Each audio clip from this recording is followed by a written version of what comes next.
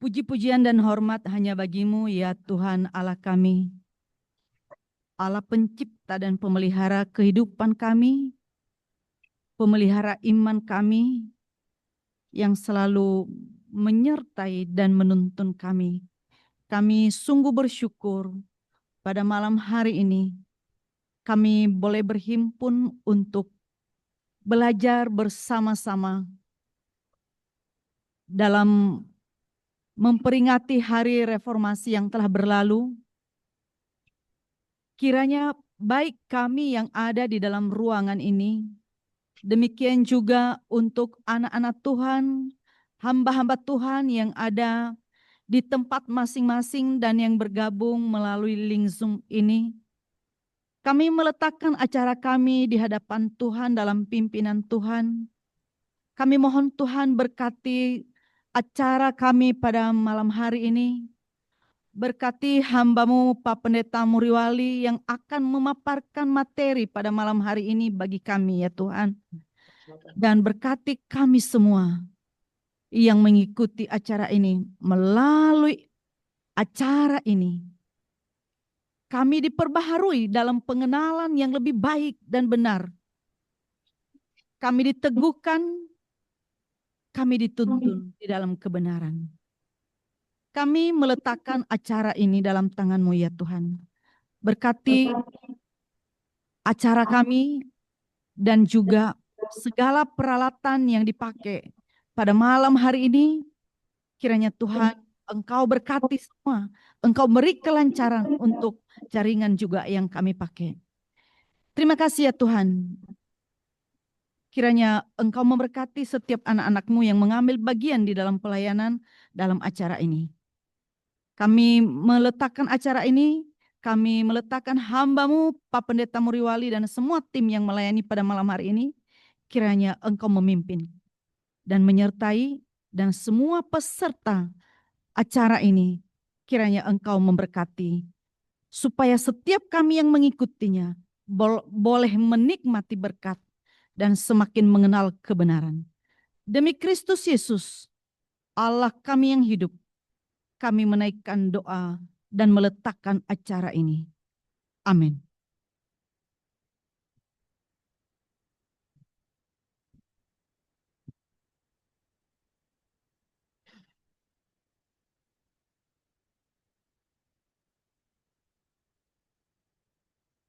Tiba saatnya kita akan menikmati hadirat Tuhan dalam seminar ini. Namun sebelumnya mari kita mempersiapkan hati kita dan kita menyanyikan pujian dari Hymnus 110, Saluranmu, kita nyanyikan keseluruhan baiknya.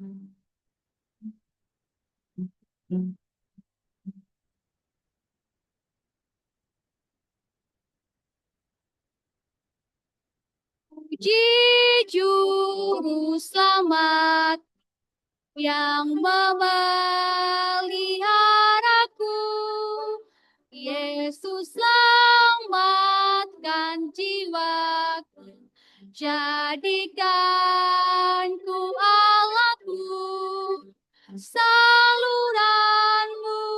ya Tuhanku, kuasa-Mu penuhiku. Ya Tuhanku, pakailah aku tiap waktu, tiap jam. Bait kedua. Sila daku yang kosong untuk saluran berkat-Mu. Hanya Ku satu, Tuhanlah yang sertai pelayananku. Saluran-Mu ya Tuhanku, kuasa-Mu penuhi. Ya Tuhanku, pakailah aku tiap waktu, tiap jam. Bait ketiga.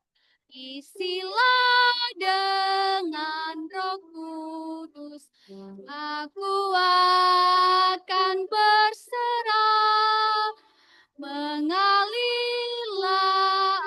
air hidup dari dalam batin saluranmu, ya Tuhanku, kuasa-Mu penuhiku. Ya Tuhanku, pakai daku tiap jam. Bapak Ibu dipersilakan untuk kembali dan kepada moderator silakan. Ya, puji nama Tuhan. Pada petang hari ini kita boleh menyelenggarakan seminar. Dan saya apa yang ada di ruangan ini, di SDT Salem, dan yang ada di Rumsum. Salam. Di nama Tuhan, kita mengambil tema keselamatan dan kasih karunia Roh Kudus dalam doktrin pandangan dari Calvinis dan Armenian, karena ada kebingungan di tengah jemaat. Keselamatan dari gereja A begini, keselamatan dari gereja B begini. Kemudian kami Roh Kudus dari gereja A mempraktikkan, gereja B mempraktikkan. Maka dengan itu sinode Eleos, khususnya Eleos, itu menginginkan tema ini diseminarkan, disampaikan kepada baik dari SDT Salem maupun jemaat gereja Eleos. Dan saya percaya semua jemaat saat ini, dan saya harapkan apa yang nanti disampaikan menjadi berkat bagi mereka, sehingga mereka tidak bingung lagi menanggapi apa yang ada di gereja-gereja lain selain Eleos. Dan saat ini saya mengundang Pendeta Muriwali untuk bisa menyampaikan hal ini, karena beliaulah yang mempunyai kekuatan doktrin yang saya pandang kekeh atau apa ini, kokoh atau apa gitu ya.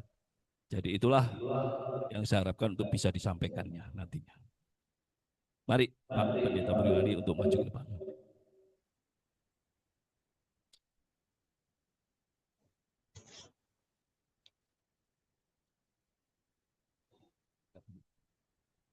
Ya, terima kasih pada Bapak Pendeta Muriwali yang sudah bersedia untuk undangan kami menyampaikan doktrin keselamatan dan kasih karunia Roh Kudusnya. Dan harapan saya bisa terjawab semuanya nantinya. Dan beliau adalah alumni Salem. Kemudian beliau juga banyak sekali, ya kalau saya bacakan di sini nanti habis waktunya. Mungkin beliau sendiri yang nanti mungkin bisa diselipkan, bisa disampaikan. Dan saat ini masih sedang menyelesaikan studi doktornya di Amerika tadi katanya gitu. Dekat ya. Baik, tidak terlalu lama lagi saya harus berbicara. Saya persilakan Bapak Pendeta Muriwali untuk melaksanakan tugasnya. Terima kasih.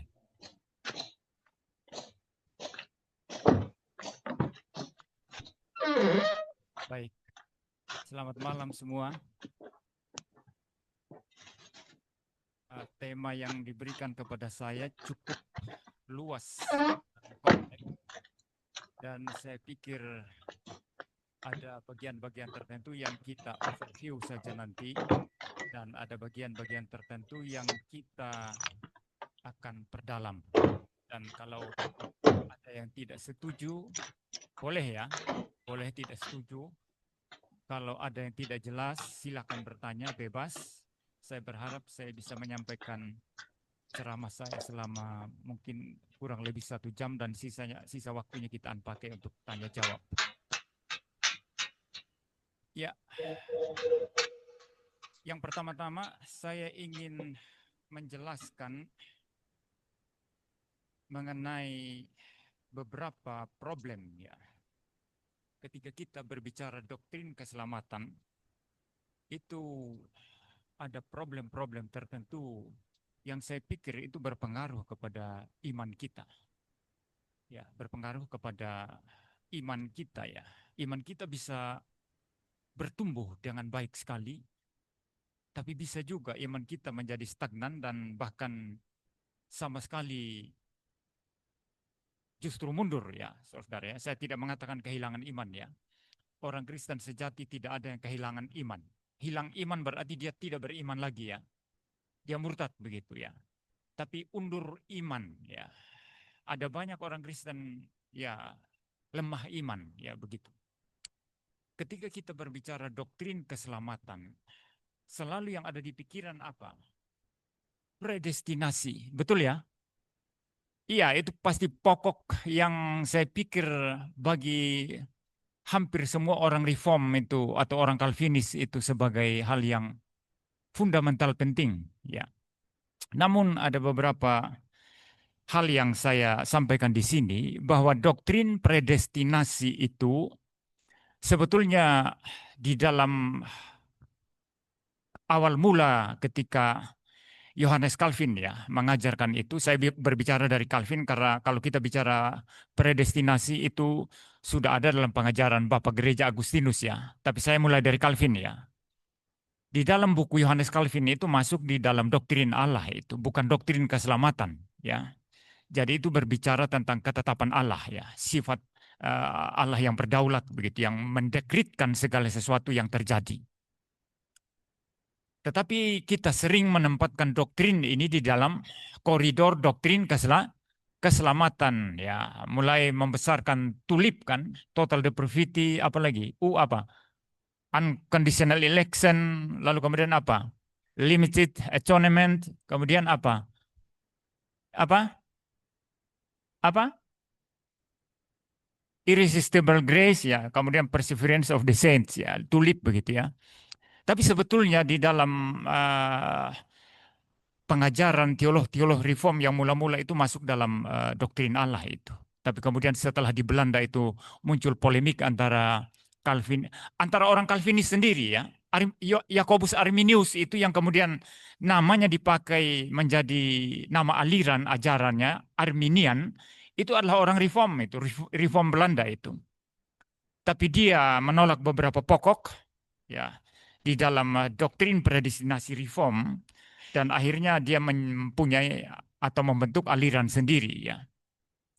Nah, ketika ada perdebatan itu kemudian beralih fokusnya itu kepada doktrin keselamatan ya, dari doktrin Allah menuju kepada doktrin keselamatan. Yang kedua, saudara, predestinasi itu bukanlah inti dari teologi reform. Ya. Jadi saudara-saudara jangan salah paham lalu berkata bahwa predestinasi itulah inti teologi reform, lalu Calvinis atau reform langsung disinonimkan, bukan disinonimkan, langsung di pokoknya kalau sudah bicara Calvinis, oh predestinasi, bicara reform, oh predestinasi, itu salah itu. Predestinasi itu hanyalah satu bagian di dalam topik besar yaitu kedaulatan Allah. Lebih tepatnya reform atau Calvinis itu percaya kedaulatan Allah atas segala sesuatu. Kalau dia berdaulat atas segala sesuatu, maka bukan saja berdaulat atas kehidupan kita di sini, di dunia ini, di mana Tuhan Yesus berkata, tidak ada sehelai rambutmu pun jatuh, ya, jikalau Bapa tidak menghendaki. Ini saya parafrase ya dari kitab Injil kan. Ya, bukan saja itu, tetapi juga dalam hal keselamatan kita. Ya, Allah yang berdaulat, karena Dia yang berdaulat, maka segala sesuatu sudah sesuai dengan rencananya. Segala sesuatu sudah didekritkan, segala sesuatu sudah ditetapkan. Tapi kedaulatan Allah tidak hanya bicara itu. Kedaulatan Allah juga bicara banyak hal ya. Karena Allah itu berdaulat, maka saudara pergi memberitakan Injil dengan berani, betul ya? Betul atau tidak? Karena Allah itu berdaulat, maka di bidang pekerjaan saudara masing-masing, saudara menjadi saksi Kristus yang baik, yang berani di sana. Itu bicara kedaulatan Allah juga. Kalau kita bicara mandat budaya reform, itu bicara dalam koridor kedaulatan Allah itu. Jadi doktrin kedaulatan Allah itu luas sekali, dan doktrin predestinasi itu adalah satu bagian dari tema besar, yaitu kedaulatan Allah ya. Nah, kalau kita berkata teologi reform itu bicara kedaulatan Allah, itu benar. Ya, jelas ya. Lalu yang ketiga, saudara, untuk memahami doktrin predestinasi itu butuh pergumulan. Butuh pergumulan, bahkan ada yang panjang. Saya juga dulu panjang sekali pergumulannya, tapi sekarang sudah tidak ada lagi pergumulan mengenai predestinasi. Saya aminkan itu, saya ajarkan itu. Ya, tapi ada banyak orang seumur hidup itu. Tapi ini bahaya. Kalau seumur hidup saudara pergumulannya hanya predestinasi, ini yang saya katakan tadi, akibatnya iman tidak bertumbuh. Ketika seseorang menekankan satu doktrin tertentu, lalu doktrin itu sangat menguasai dia, seolah-olah tidak ada lagi pengajaran yang lain selain satu doktrin itu, maka ini adalah awal mula kemunduran iman. Awal mula orang-orang tidak akan bertumbuh lagi, tidak akan menjadi orang Kristen yang bersemangat, tidak akan menjadi orang Kristen yang bergairah di dalam pekerjaannya, di dalam melakukan pelayanan terhadap Tuhan. Ini sangat-sangat berbahaya.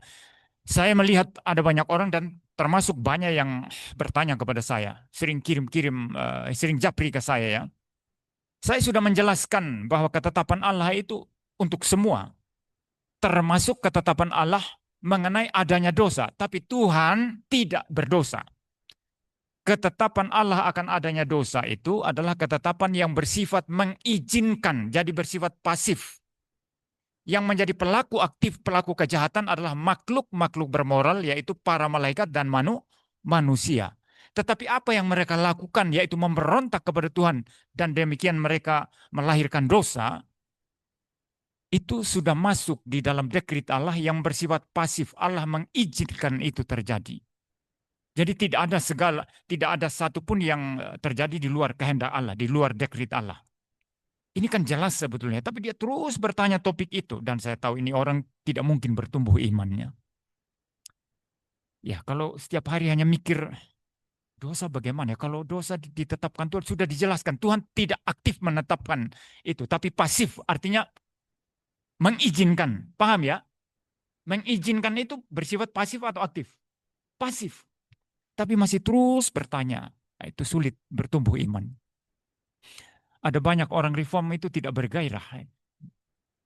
Memuji Tuhan ini bagus tadi ya. Saya senang ya. Saudara menyanyikan hymnos ya.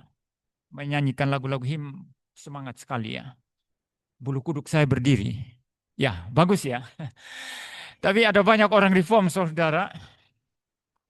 Tadi saya tidak live kan puji-pujiannya, karena biasanya kalau pakai Zoom itu suaranya tidak bagus ya. Keluarnya tidak bagus ya, jadi buat apa ya? Jadi saya live persis ketika Bapak Sentot tadi mulai bicara. Jadi saudara, ada banyak orang reform itu memuji Tuhan, tidak ada semangat ya, memberitakan Injil tidak ada semangat, mau melakukan apa tidak ada semangat. Tapi kalau sudah bicara predestinasi, semangat sekali. Ini bahaya sekali. Ini sangat-sangat berbahaya, saudara. Kita tidak boleh menjadi orang Calvinis yang seperti itu. Karena Calvinis bukan hanya masalah predestinasi ya. Lalu kemudian saudara, doktrin ini memang tetap harus diajarkan karena itu ajaran Alkitab. Bukan ajaran Yohanes Calvin, bukan ajaran daripada Agustinus, bukan ajaran daripada teolog-teolog reform, tapi memang ajaran Alkitab kita harus ajarkan. Tapi kita belajar firman Tuhan, belajar teologi, belajar filsafat, belajar apapun ada batasnya. Karena manusia itu terbatas. Ketika kita sudah mencapai batas, harus berhenti. Alkitab berkata apa? Jangan memikirkan hal-hal yang lebih tinggi daripada yang seharusnya kamu pikirkan. Ya. Ya, saya parafrase semua ini nanti ya. Jangan saya dikritik nanti. Ini katanya reform tapi kutip Alkitab tidak tepat ini. Saya sudah akui ini, saya parafrase ya. Jadi saudara, kita boleh berpikir sejauh kita mampu berpikir. Ketika sudah sampai pada batas, kita harus berhenti. Ini menunjukkan ciri khas iman yang dewasa.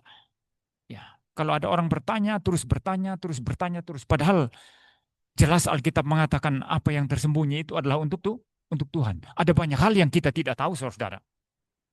Ada banyak hal yang berupa misteri, bukan tidak masuk akal. Segala sesuatu rasional karena Tuhan itu rasional.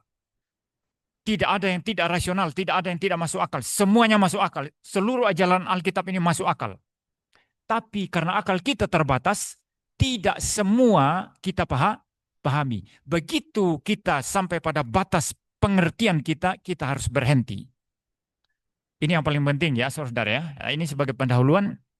Sekarang kita masuk mengenai doktrin keselamatan. Ada dua hal yang kita bahas, doktrin keselamatan dan karunia Roh Kudus ya. Tetapi saya membahas karunia Roh Kudus di dalam koridor doktrin keselamatan ya pada malam hari ini. Di dalam doktrin keselamatan mungkin saya akan memberikan dua istilah untuk membantu kita memahami Calvinisme itu seperti apa dan Arminianisme itu seperti apa ya. Nah, kalau Calvinisme, keselamatan itu dari awal itu bersifat monergistik. Artinya hanya Tuhan yang kerja, kita pasif. Paham ya, monergistik ya, hanya dari pihak Tuhan. Kita semua sebelum menjadi orang percaya, kita adalah orang yang mati secara rohani, tidak mengenal Tuhan, jauh dari Tuhan, buta ya secara rohani. Kita bukan orang percaya. Lalu Roh Kudus bekerja dalam hati kita. Kita tidak tahu, kita tidak sadar. Roh Kudus bekerja secara misterius, secara diam-diam. Memberikan benih hidup rohani, memberikan telinga rohani, memberikan mata rohani. Lalu kemudian atas anugerah Allah, pekerjaan Roh Kudus yang sama yang memberikan benih hidup rohani itu, yang saya maksud benih hidup rohani itu belum hidup ya, masih benih ya, yaitu telinga rohani, membuka telinga rohani dan membuka mata rohani. Lalu pada saat yang sama, Roh Kudus juga yang memperdengarkan berita Injil. Nah, karena sudah ada telinga rohani, sudah ada mata rohani, maka berita Injil yang diberitakan kepada kita, entah saudara baca Alkitab, entah saudara dengarkan kebaktian penginjilan, entah dengarkan khotbah setiap minggu di gereja yang berkaitan dengan Kristus dan keselamatan, tiba-tiba saja saudara menjadi percaya. Selama ini tidak pernah percaya. Selama ini keras hati. Tapi tiba-tiba percaya. Kenapa tiba-tiba percaya? Karena Roh Kudus sudah bekerja, mempersiapkan kita, dan Roh Kudus yang sama yang memperdengarkan berita Injil secara rohani kepada kita. Kalau dulu hanya lewat telinga kiri atau telinga kanan lewat telinga kiri, telinga kiri lewat telinga kanan, sekarang Roh Kudus berbicara dalam jiwa kita, dalam hati kita. Dan kita menjadi percaya. Nah, pada tahap ini, itu hanya pekerjaan Allah, bukan pekerjaan kita. Maka ini sifatnya monergistik. Setelah mendengarkan berita Injil, Alkitab berkata apa? Iman timbul dari mana? Pendengaran akan firman Kristus. Roma 10 ayat 17 ya. Ketika kita sudah mendengarkan berita Injil, timbul iman. Nah, di dalam iman ini nanti kita sudah mulai berespons. Iman yang memberikan juga anugerah Allah. Tapi di dalam iman itu kita mulai berespons. Itu sebabnya kita bicara dalam iman itu ada aspek pikiran yang memahami firman. Ada aspek persetujuan emosi kita. Kita suka. Tadi tidak suka Injil. Tidak suka percaya kepada Tuhan Yesus. Sekarang senang, suka. Ada afeksinya, ada emosinya. Lalu kita berkehendak juga. Tuhan, saya percaya kepada Engkau. Engkau adalah Tuhan dan Juru Selamat saya. Ada kehendak kita. Ada kemauan kita untuk percaya. di dalam tahap ini itu sudah ada respons kita. Mulai terlihat sinergistik sekarang. Kalau tadi monergistik ya, sudah bersinergi. Dan seterusnya nanti sejak kita menjadi orang Kristen, sampai kita mati dan sampai di dalam langit dan bumi baru nanti. Sifat iman kita selalu seperti itu, sinergistik. Ada anugerah Tuhan, kita berespons. Ada anugerah Tuhan, kita berespons. Nah, orang-orang yang non-Calvinis, ini yang mereka tidak paham. Kalau saya pakai istilah keras, kadang-kadang saya sering pakai istilah keras, saudara tidak boleh alergi ya. Tapi Alkitab pun pakai juga kan. Ya. Orang-orang yang menentang Calvinisme dengan secara bodoh sekali itu mengatakan, oh, Calvinis mengatakan tidak perlu respons manusia. Itu kebodohan, saudara. Tidak perlu respons manusia. Semuanya hanya anugerah Tuhan saja. Pokoknya selamat, ya hanya anugerah Tuhan. Manusia tidak perlu respons. Itu kebodohan. Di dalam iman itu saja, ketika iman sudah ditimbulkan melalui pendengaran akan firman Kristus, akan Injil, di dalam iman itu saja sudah ada respons manusia. Sudah mulai bersifat sinergistik. Yang monergistik itu di awal. Murni adalah pekerjaan Allah. Jelas ya? Nah, jadi kalau begitu reform apa? Berangkat dari monergistik menuju kepada sinergistik. Paham ya? Jadi tanggung jawab respons kita harus selalu ada dalam sepanjang kehidupan kita sebagai orang Kristen. Ya. Nah, kalau Arminianisme bagaimana? Dari awal bersifat sinergistik. Tidak pernah monergistik. Artinya, ya Tuhan menawarkan keselamatan. Tinggal Anda mau terima apa enggak? Kalau Anda enggak mau terima, Anda enggak selamat. Jadi ini apa? Mengasumsikan Anda harus punya kekuatan sendiri untuk menerima anugerah itu. Ya.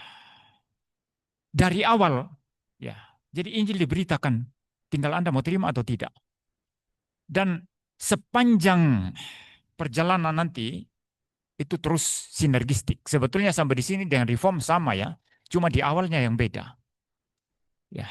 Jadi kalau Arminian berarti sinergistik dari awal sampai akhir. Kalau reform atau Calvinis berarti monergistik di awal, kemudian setelah ada iman mulai sinergistik sampai akhir. Jelas ya, clear ya. Nah, saudara-saudara, yang kedua, masalah kepastian keselamatan. Apakah keselamatan itu bisa hilang atau tidak ya? Di dalam teologi Calvinis ya, kita percaya sekali selamat tetap selamat. Nah, ini juga yang sering disalahpahami orang. Oh, sekali selamat tetap selamat. Kalau begitu bebas berbuat dosa. Ada enggak orang reform yang kayak gitu ya? Tidak ada. Yang bilang begitu siapa? Yang menentang reform. Nah, ini sekali lagi kebodohan. Kita tidak bodoh, tapi mereka yang bodoh. Ada tidak orang reform yang berkata, oh bebas berbuat dosa? Bahkan mbahnya Calvinis, yaitu John Calvin, keras sekali itu. Kalau Luther mengajarkan, sangat-sangat menekankan justification.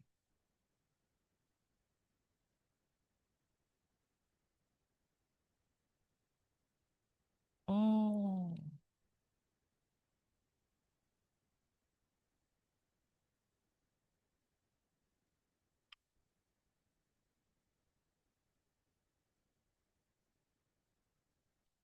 ya sebentar ya saudara ya.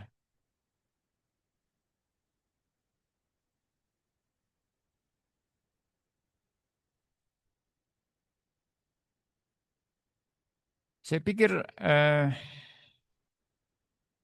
mungkin problemnya di itu ya.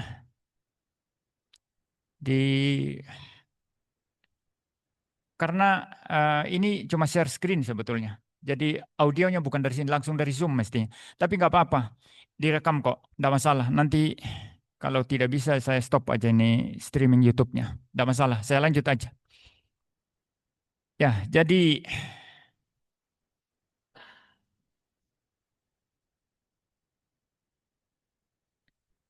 Ya, saya kembali ya. Jadi Yohanes Calvin sendiri, saudara, dia sangat ketat sekali. Kalau Martin Luther itu sangat-sangat menekankan justification by faith atau justification through faith, ya.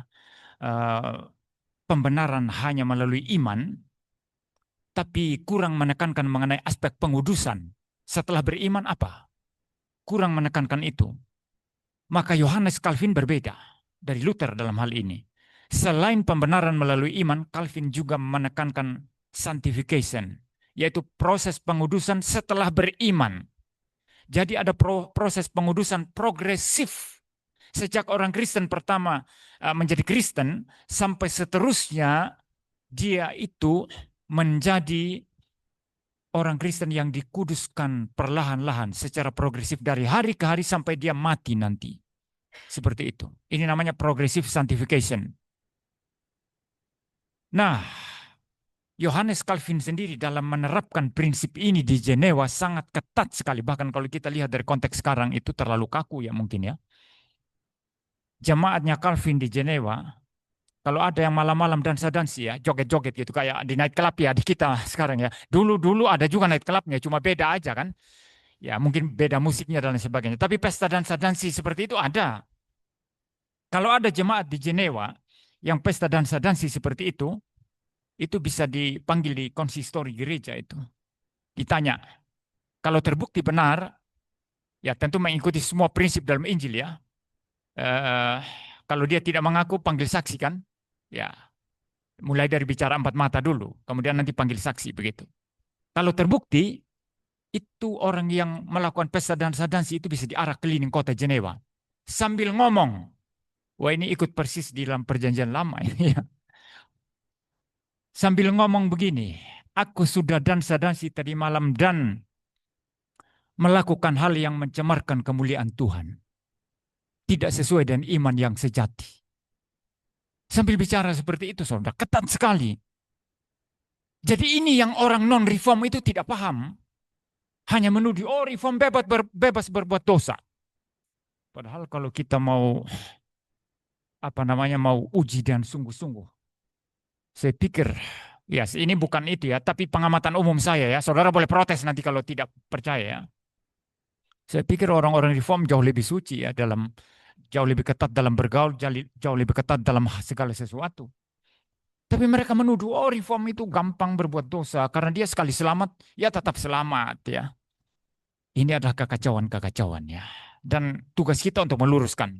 Tapi kita boleh meluruskan beberapa kali ya. Kalau dia ngotot ya sudah tinggalkan dia ya. Jangan terlalu banyak urusan dan orang-orang yang bebal ya. Ya baik. Nah kalau mungkin saya sedikit kutip bagian Alkitab ya saudara. Di Yohanes pasalnya yang ke-10. Yohanes pasal yang ke-10, ada yang menemukan silakan membaca ya. Yohanes pasal yang ke-10 ayat 28 dan 29. Itu ada mikrofon ya, silakan mahasiswa untuk maju dan membaca dan suara keras ya. Yohanes pasal 10. Ya, silakan cepat ya. Itu mikrofon ada di situ. Amin ngomong gue wangi kurang. Yohanes pasal 10 ayat 28 sampai 29, 28, 29. Beginilah firman Tuhan, dan aku memberikan hidup yang kekal kepada mereka dan mereka pasti tidak akan binasa sampai selama-lamanya dan seorang pun tidak akan merebut mereka dari tanganku. Bapa-Ku yang memberikan mereka kepadaku lebih besar daripada siapapun dan seorang pun tidak dapat merebut mereka dari tangan Bapa. Ya, saya minta bantuan untuk baca lagi, duduk di situ aja. Ya, kalau saudara memperhatikan di sini dikatakan Bapa-Ku yang memberikan ayat 28 ya, dan aku memberikan hidup yang kekal kepada mereka dan mereka pasti tidak akan binasa sampai selama-lamanya dan seorang pun tidak akan merebut mereka dari tanganku. Jadi hidup kekal yang diberikan baik oleh Bapa maupun Kristus itu adalah sifatnya selama-lamanya. Mereka pasti tidak akan binasa selama-lamanya. Tidak ada putusnya berarti. Karena itu saudara, keselamatan itu bersifat tetap. Ya, tidak mungkin hilang. Nah, kalau Arminian mengatakan keselamatan bisa hilang kalau tidak dijaga, dia kemudian mereka mendasarkan salah satu teks ya yang mereka pakai itu Ibrani 6 ayat 4-7. Silakan dibaca. Ibrani 6 ayat 4-7.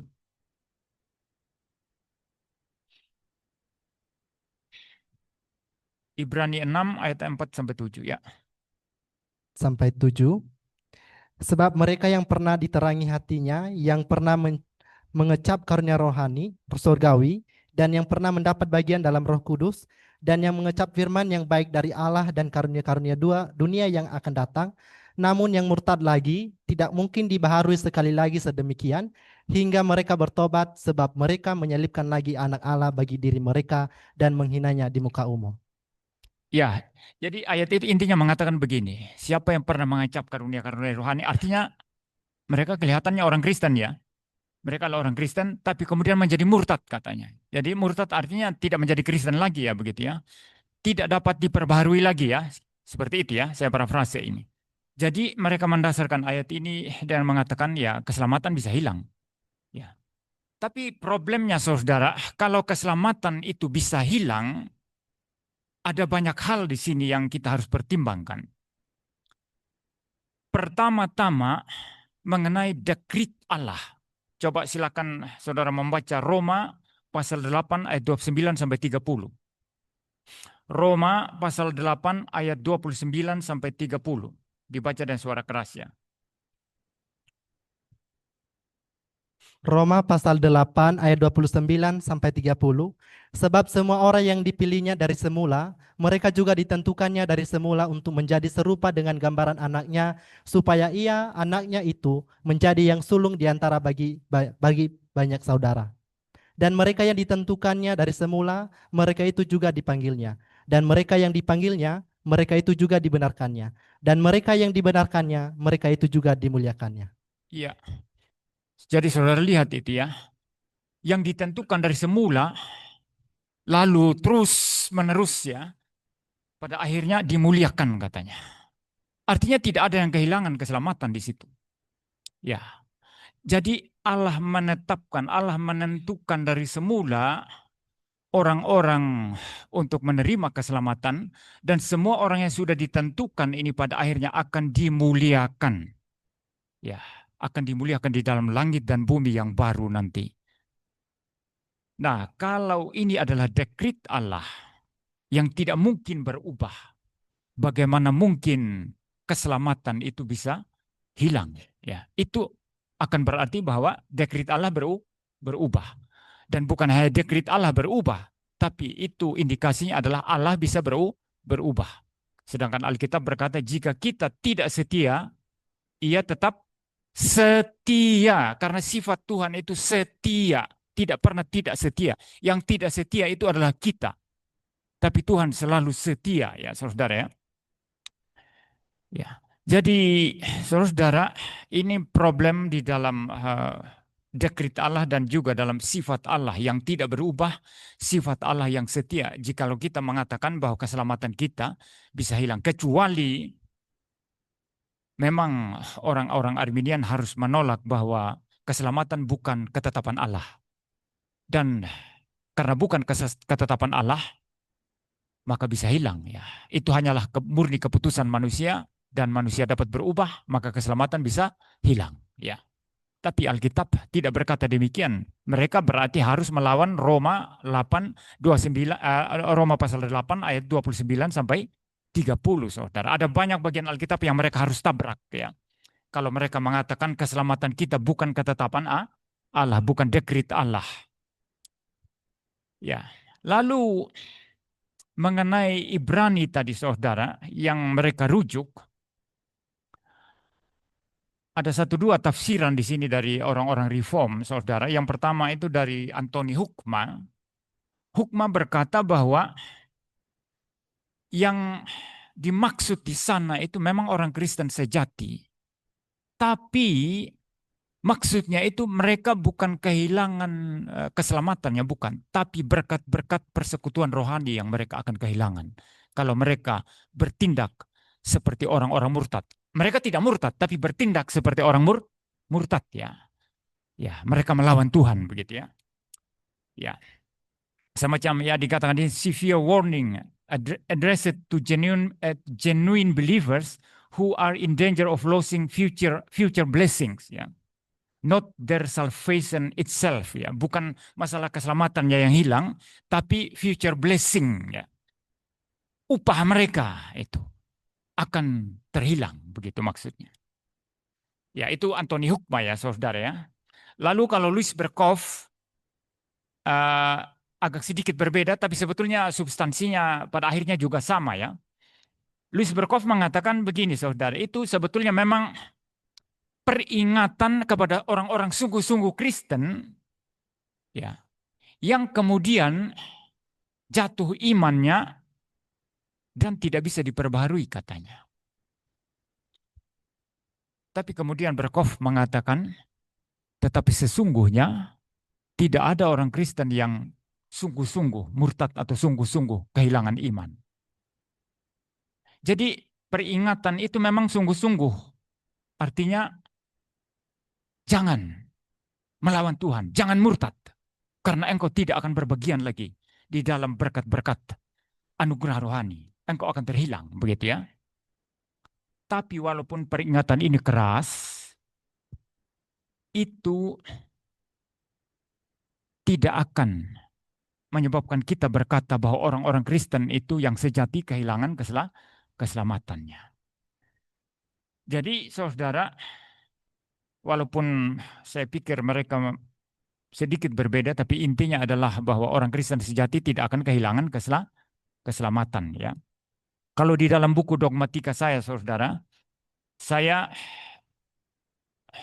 menafsirkan itu sebagai peringatan yang keras bagi orang Kristen, bukan bagi orang Kristen yang yang golongan kambing ya, orang Kristen abal-abal, bukan. Memang peringatan keras untuk orang yang Kristen sungguh-sungguh agar kita tidak hidup seperti orang murtad ya. Karena orang murtad itu tidak dapat diperbaharui. Peringatannya sungguh-sungguh. Tetapi apakah dengan adanya peringatan yang sungguh-sungguh ini menyebabkan kita harus mengambil kesimpulan bahwa pasti adalah orang Kristen yang murtad? Tidak. Ya, sama seperti kalau saudara di jalan ya, saudara bawa kendaraan, lalu kemudian ada rambu-rambu, tidak berarti adanya rambu-rambu itu, lalu kesimpulan kita adalah bahwa pasti ada orang yang sudah jatuh di sini, kan betul ya? Itu tidak ada hubungan logisnya itu. Ini rambu-rambu supaya kamu jangan tabrak, betul ya? Betul kan? Tapi adanya rambu-rambu itu tidak mengharuskan kita membuat kesimpulan logis bahwa sudah pasti banyak yang jatuh di sini. Itu kan kacau, saudara. Itu tidak ada hubungan logisnya, paham ya? Jadi ini betul-betul peringatan murni agar orang Kristen hati-hati. Jangan hidup seperti orang murtad. Tapi sesungguhnya kita tidak mungkin murtad. Tapi perlu peringatan atau tidak? Perlu. Karena buktinya banyak orang Kristen yang hidup sembarangan. Ya. Hidup tidak sesuai dengan firman Tuhan. Ya, jelas ya, clear ya. Jadi intinya tidak ada yang kehilangan keselamatan ya. Ya. Nah, sekarang saudara, apa signifikansinya bagi iman kita? Ini yang menjadi keheranan saya. Orang-orang Arminian, kalau saudara lihat rata-rata orang karismatik itu teologinya Arminian. Ada yang reform ya. Ada yang pernah dengar khotbah-khotbah pendeta Mel Atok di sini? Ada ya? Tahu ya? Itu reform sekali itu, karismatik itu. Ya, dari GSJA ya, Gereja Sidang Jemaat Allah itu sinode Pentakosta tertua di Amerika itu. Paling pertama itu di Amerika. Dan masuk ke Indonesia saya tidak tahu tahun berapa. Tapi khotbah-khotbahnya sangat-sangat reform ya. Tapi sebagian besar ya, orang-orang karismatik kan teologinya Arminian. Kalau Anda tidak bisa jaga keselamatan, tidak bisa hidup kudus, tidak hidup memuliakan Tuhan, tidak hidup suci, Anda kehilangan keselamatan katanya. Saudara lihat, mereka sangat semangat. Sangat semangat saudara pelayanan. Tapi orang reform pasti selamat. Tapi sepi sekali ya. semangat tidak ada, gairah tidak ada. Nanti kalau diadu di ruang publik, karismatik menonjol sekali, reform minder kayak. Kenapa saya katakan saya heran? Karena ini tidak sesuai dengan doktrin. Tidak ada signifikansi yang sangat-sangat kentara sekali yang saya lihat. Pengaruh doktrin. Sekali selamat tetap selamat. Saya pasti selamat dan tidak mungkin kehilangan keselamatan karena dijaga oleh Tuhan. Dengan semangatnya. Orang kalau pasti semangat sebetulnya dia lebih berani dari orang yang tidak pasti selamat kan? Betul kan? Iyalah orang yang pasti lulus, dia pasti lebih semangat dari orang yang ragu-ragu. Saya lulus apa enggak ya? Betul ya? Kita sudah pasti selamat, tapi tidak ada semangat, saudara. Kalah jauh, kita harus akui kita kalah jauh dari karismatik. Bahkan jemaat-jemaat mereka itu berasal dari jemaat-jemaat gereja Protestan secara umum. Ya, termasuk gereja Protestan Reform. Nah, ini yang bikin saya heran ya.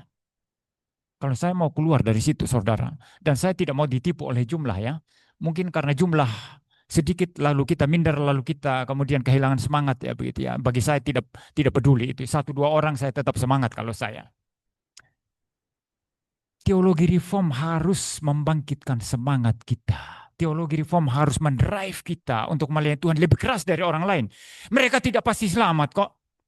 Bukan tidak pasti selamat dari konteks anugerah Tuhan ya. Kalau mereka Kristen sejati pasti selamat. Tapi dari konteks mereka sendiri yang mereka berpikir dari doktrin mereka bahwa mereka tidak pasti selamat. Kalau mereka tidak jaga keselamatan itu bisa hilang. Jadi dari orang yang ragu-ragu apakah saya bisa selamat terus atau kehilangan keselamatan tapi lebih semangat ya. Atau mungkin ini efek samping ya. Karena saya tidak pasti selamat, saya harus membuktikan diri. Harus membuktikan saya pelayanan saya dan sungguh-sungguh hidup saya dan sungguh-sungguh agar saya betul-betul pasti selamatnya. Iya bisa jadi, tapi itu motifnya sudah salah. Orang kalau motif salah tidak akan bertahan lama. Percayalah, orang kalau motif tidak beres itu tidak akan bertahan lama. Even John Wesley yang juga teologinya Arminian, ketika bercakap-cakap dengan seorang teolog reform, pada akhir percakapan mereka terlihat bahwa Wesley sebetulnya ternyata seperti reform juga. Menjadi reform juga. Saudara. Orang yang takut-takut kehilangan keselamatan mungkin semangat di awal-awal, tapi sampai berapa lama? Tapi kalau kita pasti selamatnya, semangatnya harus lebih besar dari mereka. Ya. Harusnya gereja Eleos semangatnya lebih besar dari yang lain ya. Iya, katanya reform, katanya Calvinis harus lebih semangat memberitakan Injil, harus lebih semangat untuk menjadi saksi Kristus, harus lebih semangat untuk memberitakan ajaran Kristen yang sejati, ya seperti itu. Ya. Lalu saudara, saya masuk sekarang di dalam poin mengenai karunia Roh Kudus. Karunia Roh Kudus, saudara, itu biasa kita kaitkan dengan the gift ya, the gift of the Holy Spirit ya, the gifts of the Holy Spirit ya, itu anugerah-anugerah atau karunia-karunia seperti kalau di dalam karismatik itu bahasa roh ya, karunia mujizat, karunia kesembuhan dan lain sebagainya kan begitu ya. Tapi yang sering kita lupa, mungkin termasuk orang reform pun, bahwa Roh Kudus itu sendiri adalah karunia, pemberian Allah. Bukan hanya Roh Kudus, Sang Anak juga, yaitu Yesus Kristus adalah karunia. Karena begitu besar kasih Allah akan dunia ini, sehingga Ia mengaruniakan anaknya yang tunggal, supaya setiap orang yang percaya kepadanya tidak binasa, melainkan beroleh hidup yang kekal. Sang Anak karunia. Roh Kudus juga adalah karunia. Ya, saudara. Tapi orang-orang sering melupakan karunia-karunia terbesar ini, lalu beralih ke karunia-karunia yang lebih kecil dan membesarkan itu. Dan di antara karunia-karunia yang lebih kecil tadi, mereka pilih yang paling kecil. Yang paling kecil apa? Bahasa roh itu paling kecil, ya Paulus yang bilang ya, bukan saya ya. Kita boleh berdebat nanti dari kitab Korintus ya. Paulus yang bilang karunia bahasa roh ya dan lain sebagainya, begitu. Mujizat-mujizat ya. Beberapa tahun yang lalu saya kritik seorang pendeta, sangat populer di YouTube. Tepuk orang ya, tepuk sembuh. Itu bukan sembuh sejati, saudara. Dia tepuk orang, lalu dia paksa, ayo dalam nama Yesus bangun, dalam nama Yesus bangun, katanya, dalam nama Yesus bangun. Lalu orang itu dengan kaki yang apa istilahnya, kalau orang Jawa apa ya, keliang-keliang atau apa gitu ya. Ya, dipaksa saudara. Tapi saudara, nanti kalau dia pulang ke rumahnya, itu kan cuma sugesti jiwa itu. Dia pulang ke rumahnya sakit lagi nanti itu. Tapi tetap banyak orang yang tertipu. Saudara kalau belum pernah sakit berat, mungkin nggak pernah merasakan bebannya bagaimana cari kesembuhan itu. Kalau saya sudah pernah tidur terlentang tahun 2020, karena serangan jantung, saya kira saya sudah mati ya saudara. Tapi saudara tahu tidak, di rumah sakit, istri saya bilang, ini ada pendeta, katanya mau doakan, maksudnya dia mau doakan saya. Saya bilang, tanya dulu dia pendeta dari gereja mana. Kalau dia pendeta penganut kesembuhan, saya tidak perlu didoakan. Ya, karena saya bisa berdoa sendiri, saya bilang. Ya. Nah, karunia-karunia itu yang sering ditekankan, saudara. Tapi yang paling penting di dalam seminar ini, Roh Kudus itu sendiri adalah karunia. Setelah sang anak mengerjakan karya keselamatannya, karya penebusannya, dengan mati dan bangkit setelah menampakkan diri 40 hari dia naik kembali ke surga, kemudian mengutus Roh Kudus ke dalam dunia.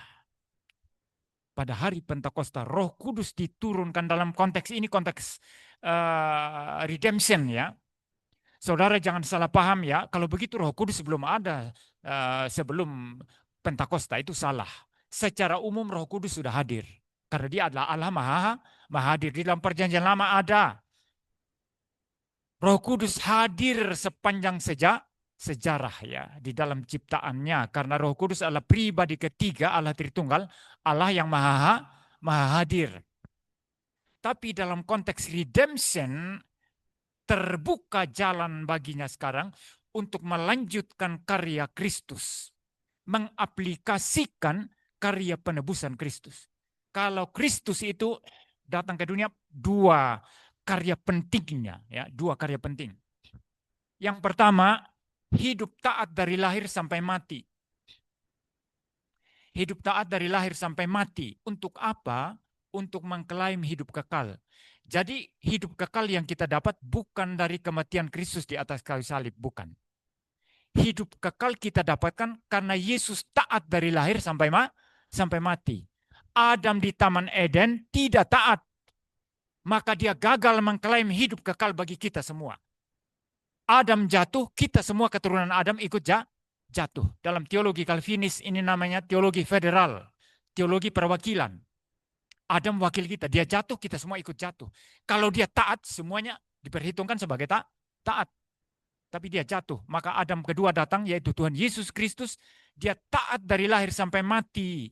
Tidak satu hukum pun dibatalkan, dilawan oleh Kristus. Dan ketaatan Kristus menyebabkan kita boleh mendapatkan hidup kekal. Tapi hidup kekal itu bagaimana kita terima? Dosa belum dibereskan. Itu sebab Yesus harus naik ke atas kayu salib untuk membereskan dosa. Jadi ada dua hal ya. Pertama, hidup taat dari lahir sampai mati untuk klaim hidup kekal.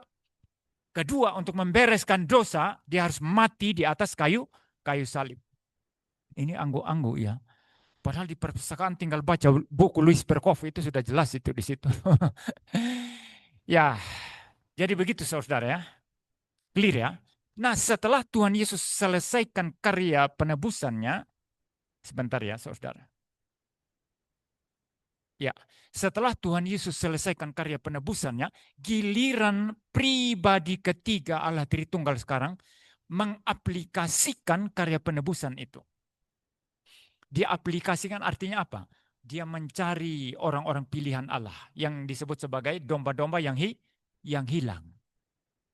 Seperti saya katakan tadi, dia masuk secara diam-diam, secara misterius. Orang-orang pilihan tidak sadar. Mungkin ada yang masih pesta pora, enak-enak, dansa-dansi di diskotik ya. Dia tidak peduli Tuhan, tidak peduli keselamatan, bahkan dia tidak tahu apa-apa tentang keselamatan kalau dia mati secara rohani. Tapi Roh Kudus bekerja secara diam-diam, memberikan benih hidup rohani. Roh Kudus yang sama memperdengarkan berita Injil. Dari berita Injil, iman timbul, saudara. Ini pekerjaan Roh Kudus, saudara. Ini pekerjaan Roh Kudus. Nah, itu sebabnya saya mau ajak saudara untuk melihat satu ayat yang saya pikir sangat indah, yang menjelaskan, yang meringkaskan apa yang saya katakan ini, saudara ya. Silakan dibaca 1 Petrus 1 ayat 2. 1 Petrus 1 ayat 2. 1 Petrus 1 ayat 2 ya. 1 ayat 2, Ya. yaitu orang-orang yang dipilih sesuai dengan rencana Allah Bapa kita dan yang dikuduskan oleh Roh supaya taat kepada Yesus Kristus dan menerima percikan darahnya. Kiranya kasih karunia dan damai sejahtera makin melimpah atas kamu.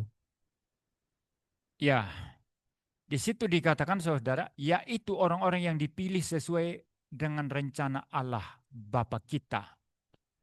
Ini bicara predestinasi saudara. Dipilih sesuai rencana Allah.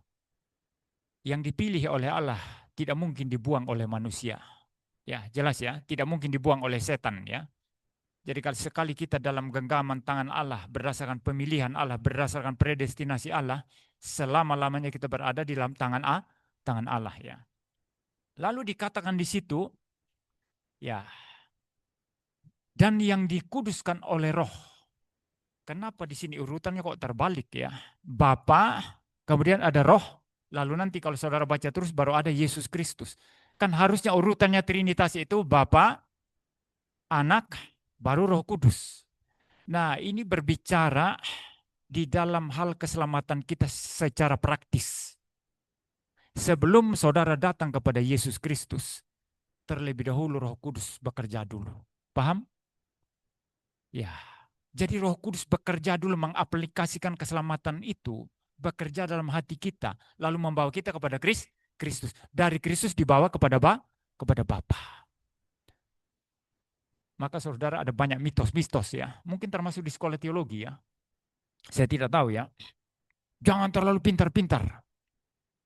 Itu murid-murid Tuhan Yesus itu hanya nelayan-nelayan yang bodoh-bodoh gitu ya.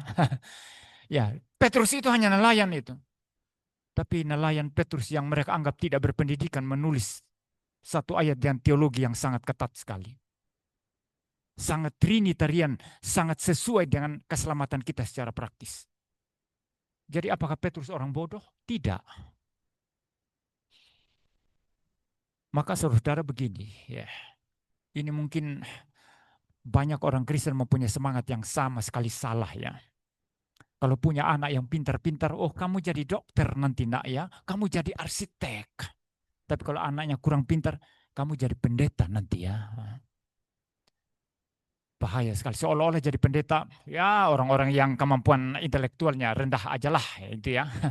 Seperti itu. Lalu kemudian nanti ilustrasinya apa? Lihat, murid-murid Kristus hanya nelayan-nelayan, orang-orang tidak berpendidikan. Tapi dari orang mereka bilang tidak berpendidikan itu, membuat satu ayat dan teologi yang sangat bagus sekali. Mereka memang orang desa, orang dari Galilea, bukan orang elit dari Yehuda di selatan, ya, dari Yerusalem. Orang-orang Galilea, bukan orang Yudea. Tapi mereka 3,5 tahun duduk di bawah profesor, di atas profesor. Kalian sekolah berapa tahun sekarang? Kalau kami dulu 5 tahun ya. Sekarang lebih mudah ya, 4 tahun ya. Enak sekali ya. Kami 5 tahun ya. 4 tahun tidur di sini. Jangan nanti pagi-pagi sudah gitu ya, bangun ya gitu ya. Seperti itu. Nanti jam makan gitu. 4 tahun diatur oleh bel seperti itu. Tapi itu bagus. Itu bagus. Ya. Memang harus melewati step-step itu, saudara. Untuk melayani Tuhan harus seperti itu. Ada orang yang hanya belajar dari Facebook, sekarang belajar dari YouTube, langsung angkat diri jadi apologet. Sudah terkenal banyak pengikut. Akhirnya ajarannya kacau balau luar biasa. Karena sudah banyak pengikut, kita tegur, mereka tidak mau. Mereka anggap, oh apa, mereka anggap diri hebat. Tetap perlu belajar teologi secara formal. Perlu dipimpin oleh TED gitu. Itu manfaatnya luar biasa, saudara. Ya. Jadi saudara, Petrus memberikan kepada kita sebuah teks yang sangat indah, yang saya pikir merupakan penjelasan yang sangat-sangat baik daripada semua yang saya sudah sampaikan tadi, saudara. Ringkasan yang sangat-sangat baik ya. Jadi saya baca ulang ya ayat ini ya. Yaitu yang dipilih sesuai dengan rencana Allah Bapa kita yang dikuduskan oleh Roh, artinya Roh Kudus bekerja lebih dahulu ya, supaya taat kepada Yesus Kristus dan menerima percikan darahnya. Jadi Roh Kudus bekerja lebih dahulu dalam kehidupan kita, membawa kita kepada Kristus, lalu kita mendapat manfaat keselamatan dari Kristus, menerima percikan darah Kristus. Indah sekali saudara. Ya. Jadi Roh Kudus itu sendiri adalah karunia terbesar. Yesus Kristus adalah karunia terbesar. Jelas ya? Nah, di dalam konteks ini baru kita boleh bicara karunia. Karunia yang diberikan oleh Roh Kudus. Dan Paulus sebetulnya sudah memberikan begitu banyak prinsip kepada kita ya di dalam kitab Korintus. Saudara lihat di sana bagaimana Paulus itu mencatat karunia-karunia yang paling penting, juga ada karunia-karunia yang kurang penting kan. Karunia mengajar lebih penting daripada bahasa roh. Bahasa roh sikira baraba apa artinya? Ada yang tahu enggak artinya sikira baraba? Nah, ada ya. Kalau siki itu apa ya? Mungkin ada yang bahasa daerahnya siki saya enggak tahu, tapi kalau raba-raba kan raba-raba gini ya. Ya. Maka ada orang yang balas, kalau ada orang yang bilang sikira baraba, lalu orang bilang raba-raba dewe gitu ya. Ya, raba-raba sendiri gitu ya. Dulu ada alumni Salem ya, sekarang sudah almarhum. Pernah cerita waktu dia praktek di satu tempat, dipaksa berbahasa roh di situ. Dia bilang, saya nggak bisa, ini kan katanya karunia, saya nggak punya karunia itu, tapi dipaksa, kamu pasti bisa. Bahkan diajar, ya, kamu caranya gini. Ya dari Nias ya. Ya akhirnya apa? Waktu mereka berdoa, dia pakai bahasa Nias. Dia berdoa keras sekali dalam bahasa Nias. Nah setelah itu, heran mereka, oh kamu bisa bahasa roh sekarang ya gitu. Ya. Apa artinya itu kalau tidak diterjemahkan? Padahal Paulus sudah memberikan prinsip kan? Betul ya? Paulus sudah memberikan prinsip. Karunia bahasa roh itu apa? Cukup 2 atau 3 orang dalam satu kebaktian atau satu acara. 2 atau 3 orang. Kenapa hanya 2 atau 3 orang? Kenapa tidak semuanya saja? Karena itu tidak penting. Tidak boleh utama maksudnya. Tidak boleh utama. Jadi cukup 2 atau 3 orang, dibatasi. Lalu 2 atau 3 orang ini tidak boleh sama-sama. Betul ya? Harus bergantian satu demi satu. Tidak cukup hanya di situ, Paulus berkata, harus ada yang menafsirkan atau menerjemahkan supaya jelas bagi seluruh jemaat.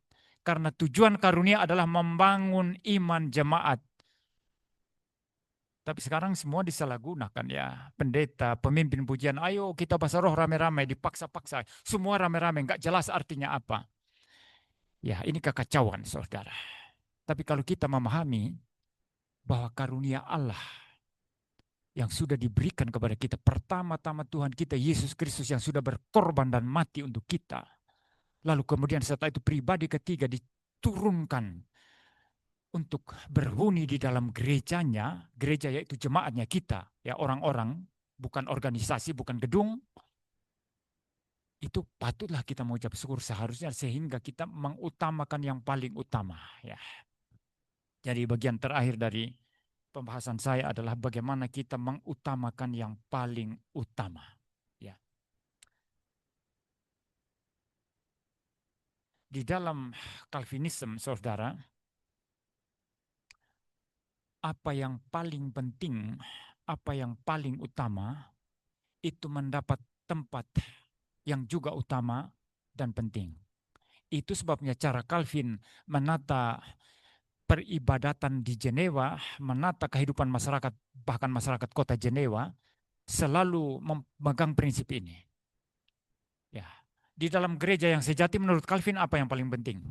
Ciri khasnya apa? Pemberitaan firman Tuhan yang sejati dari mimbar gereja, itu ciri gereja sejati. Ciri gereja sejati bukan klerus yang merupakan keturunan Petrus yang dianggap paus pertama di Roma. Bukan. Bukan itu. Ciri gereja sejati itu adalah pemberitaan firman yang murni dari atas mimbar. Kedua, menjalankan sakramen dengan benar. Ada 2 sakramen, yaitu baptisan kudus dan perjamuan kudus. Kenapa disebut sakramen? Karena itu yang langsung diperintahkan Kristus. Yang tidak langsung diperintahkan oleh Tuhan Yesus Kristus, itu bukan sakramen. Ketiga, harus ada disiplin gereja. Saudara lihat di sini, Paul itu langsung meringkaskan apa yang dikatakan Paulus kepada dalam suratnya kepada Timotius. Awasi dirimu, awasi ajaranmu. 2 hal yang berjalan bersama-sama. Ya. Pemberitaan firman yang benar dari mimbar, sakramen dijalankan dengan benar, dan disiplin hidup orang Kristen, disiplin gereja yang benar. Ini yang paling penting, saudara. Sisanya yang lain-lain itu masalah sekunder, ya. Betul kan? Masalah sekunder, ya. Jangan terlalu ribut-ribut dengan masalah sekunder, ya. Masalah yang tidak terlalu penting, ya. Masalah berpakaian, ya. Yang penting sopan, kan? Kan ada prinsipnya, sopan. Ibadah pun prinsipnya apa? Paulus berkata apa dalam kitab Korintus? Semua harus berlangsung dengan sopan dan teratur. Tapi masalah susunan liturginya nanti seperti apa kan bergantung gereja masing-masing, kan? Ya. Berpakaian tidak boleh seragam, ya. Jadi uniform nanti ini bahaya sekali, ya. Agama yang sifatnya uniform itu sangat berbahaya. Memperkosa hak asasi manusia, memperkosa kebebasan orang. Semua diatur, ya. Iman Kristen tidak mengatur semua itu. Masalah keselamatan kita, intinya bukan itu, ya. Cara potong rambut bagaimana? Kalau pendeta harus begini, kalau jemaat biasa harus begini, bahkan cara mencebok diatur semua gimana itu. Ya. Semua diatur, saudara. Tidak, dalam iman Kristen tidak. Ada prinsip. Dan yang paling penting mendapat tempat yang paling penting. Yang paling utama mendapat tempat yang paling utama. Dan di atas segala sesuatu, di dalam gereja pemberitaan firman yang sejati harus diberitakan.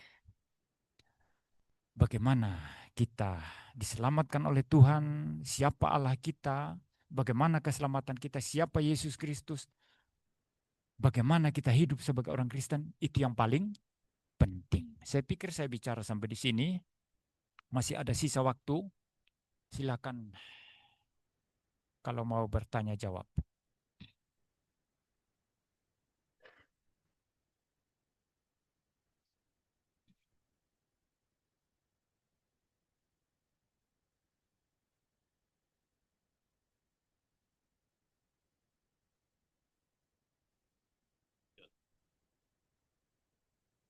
Ya, terima kasih Bapak Pendeta Muriwali yang sudah memaparkan sangat urgen bagi kita semua dan gereja-gereja yang Penyaji kalau memberikan porsi yang sama bagi mereka, ini tidak adil karena tidak sesuai natur.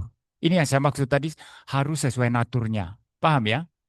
Orang yang kerja sedikit diberi gaji banyak. Orang yang kerja keras banyak diberi gaji sedikit. Adil tidak?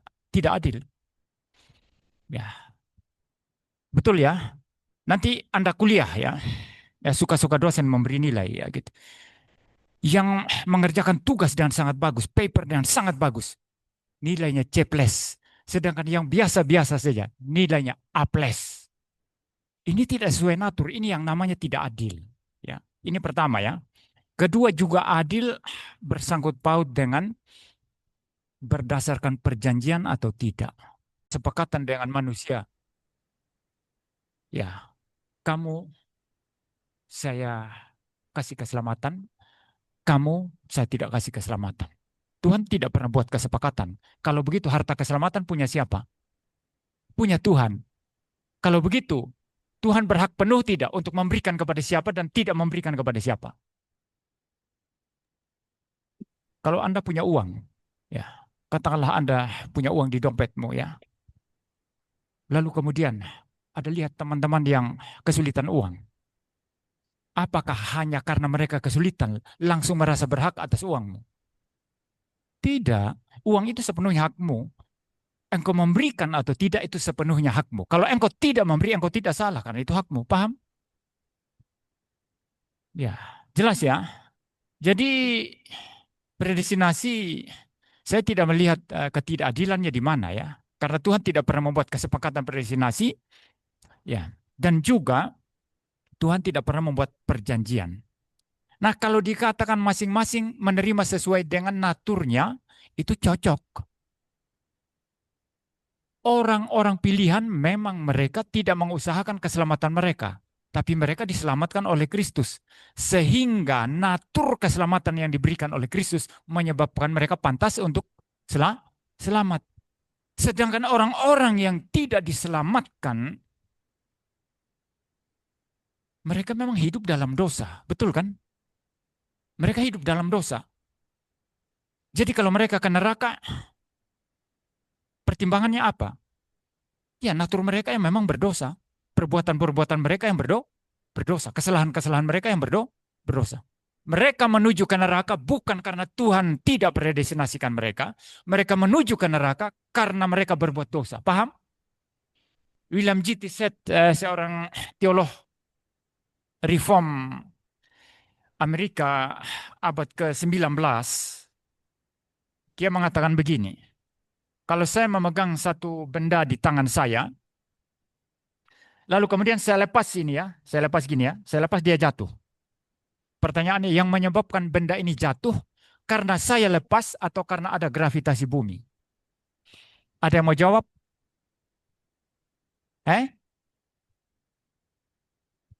Karena saya lepas atau karena ada gravitasi bumi? Karena ada gravitasi bumi. Ya. Kalau tidak ada gravitasi bumi, saya pegang atau tidak pegang itu tidak ada perbedaan apa-apa. Betul ya? Karena ada gravitasi bumi dia jatuh ke bawah. Orang-orang yang menuju ke neraka bukan karena Tuhan tidak predestinasikan mereka. Bukan karena Tuhan tidak kasih mereka anugerah. Bukan itu problemnya. Mereka menuju ke neraka karena mereka berbuat dosa. Dosa mereka menarik mereka ke neraka. Paham? Ya, jelas ya. Jadi tidak adilnya di mana? Yang berikut sekarang kita bicara masalah kasih. Kasih memang diskriminatif. Engkau tidak pernah menemukan kasih yang tidak diskriminatif. Kasih itu diskriminatif, saudara. Sudah punya pacar belum? Sudah punya pacar belum? Belum ya? Sudah. Nah, kalau Anda punya pacar ya, mungkin salah satu di antara mahasiswa ini, tapi tingkat bawah belum boleh pacaran ya di sini ya. Ya. Nah, gini. Kalau Anda punya pacar, pertanyaan saya, kenapa Anda pilih salah satu di antara mereka, kenapa bukan yang lain? Tidak adil kamu. Banyak kok mereka, banyak yang belum punya pacar ini. Kenapa tidak pilih semua? Iya, karena dia cantik maka kamu cantik menurut matamu ya. Sorry, ini kalau Jawa kasar ini matamu ya, kasar ya. Maksudnya cantik menurut pandangan mata kamu kan gitu kan. Tapi kan menurut orang lain kan belum tentu kan, itu relatif ya. Apa yang cantik bagi kamu belum tentu cantik bagi saya kan gitu ya. Nah gini, karena kamu bilang cantik ya, maka kamu ini. Tapi kan di luar sana kan banyak yang cantik juga. Kenapa kamu nggak pilih? Itu kan cantik-cantik juga. Memang kasih itu diskriminatif.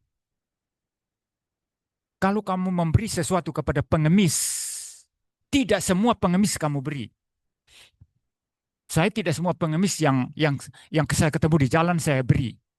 Tapi kalau saya tergerak oleh belas kasihan, baru saya memberi. Kalau tidak, saya lewatkan. Atau Anda beri semua kepada pengemis di jalan. Ya sudah, lakukan itu. Kalau kamu kerja nanti gajimu habis. Ya. Memang kita memilih kasih, belas kasihan itu memilih. Memang sifatnya diskriminatif. Ya. Ya. Memperlakukan setiap orang pun tidak sama, saudara. Memang kita dikatakan kamu harus mengasihi semua orang. Tapi porsi kasih kita tidak sama bagi setiap orang. Betul ya? Tidak mungkin sama. Ya, tidak mungkin sama. Jadi kasih itu sifatnya diskriminatif. Ya. Jadi kalau Tuhan memilih kita, bukan karena kita ganteng sekali atau tampan atau hebat sekali atau pintar sekali. Di luar sana banyak pintar-pintar ya. Saya tidak tahu kalau Tom Cruise itu adalah orang Kristen atau tidak ya. Tapi yang muda-muda nggak tahu ya. Itu artis ganteng sekali dulu itu Tom Cruise itu. Ya, saya tidak tahu dia Kristen atau tidak. Tapi banyak artis-artis itu mereka bukan orang percaya tapi ganteng luar biasa. Orang Kristen kalah jauh ya. Nah, Tuhan memilih kita. Tuhan belas kasihan kepada kita. Tuhan menyelamatkan kita. Ya. Bukan berdasarkan perbuatan kita, bukan berdasarkan ketampanan atau kegantengan kita atau apapun. Itu murni lahir dari kasih Tuhan yang tidak bisa disetir, diatur-atur oleh manusia. Dan memang sifatnya diskriminatif. Dan kalau saya bawa kepada teologi yang lebih tinggi, sedikit lebih tinggi, istilah gereja adalah apa? Mempelai Kristus. Hubungannya itu seperti Kristus adalah mempelai pria dan jemaat itu adalah mempelai wanita. Ya, seperti itu. Ada semacam pernikahan rohani. Jadi ketika memilih gerejanya, tentu sifatnya diskriminatif. Sama seperti Anda kalau memilih istri, pasti diskriminatif. Tidak semua jadi istri. Ya, tidak semua namanya perempuan semua jadi istri. Kan enggak? Jelas ya? Itu sebabnya Paulus berkata di dalam surat Efesus mengenai hubungan suami istri ya. Yang kumaksud kata Paulus dari analogi hubungan suami istri adalah hubungan Kristus dengan jemaat. Jelas ya? Lalu yang terakhir sekali untuk menjawab Anda, ketika Tuhan menyelamatkan sebagian orang dan membiarkan sebagian yang lain untuk menuju kepada kebinasaan kekal, itu sepenuhnya adalah hak prerogatif Tuhan. Ketika pertimbangan Tuhan ditentukan oleh manusia, ya, maka dia sama sekali bukan Allah yang berdaulat. Dia kehilangan kedaulatannya. Artinya, oh ini orang saya pilih karena dia baik, karena dia begini. Ini saya tolak karena dia begini. Maka dia pertimbangannya berdasarkan manusia. Maka hak prerogatifnya hilang, dan ketika hak prerogatifnya hilang, maka dia bukan Allah yang berdaulat. Nah, kalau dia adalah Allah yang berdaulat, dia memilih sesuai dengan bijaksananya sendiri, sesuai dengan belas kasihannya sendiri, sesuai dengan kehendaknya sendiri, sesuai dengan kemauannya sendiri, tidak disetir oleh apapun, tidak disetir oleh ciptaan. Nah, apakah ini tidak adil? Apa masalahnya ini? Tidak ada masalah sama sekali.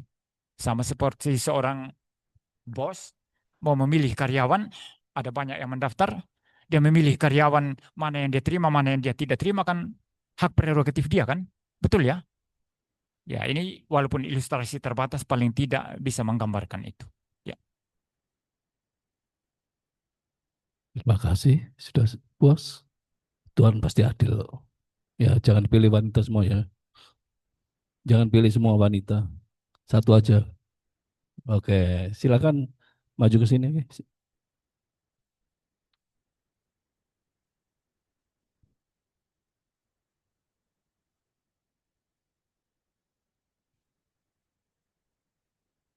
Shalom, selamat malam semuanya.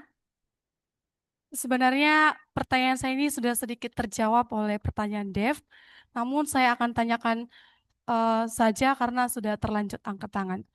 Jadi pertanyaan saya itu tentang ketetapan Allah.